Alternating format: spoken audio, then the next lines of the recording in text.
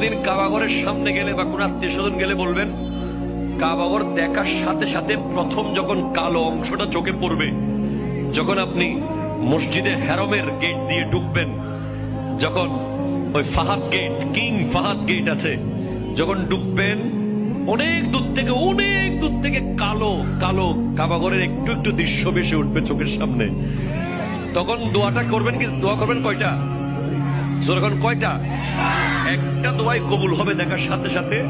কাবা ঘর দেখার সাথে সাথে প্রথম যে দোয়াটা করবেন ওটা কবুল করবেন কে? এখন শিখে নেন, অনেক মানুষ জানেন না হিকমত। আপনি একটা দোয়া করবেন, একটাই শেষ, একটা সুযোগ পাবেন আপনি, কিন্তু আপনি এমন এক দোয়া করবেন যেন যতদিন ওখানে থাকেন প্রত্যেক দোয়া কবুল হয়ে যায়। এই হিকমতি দোয়াটা শিখে নেন।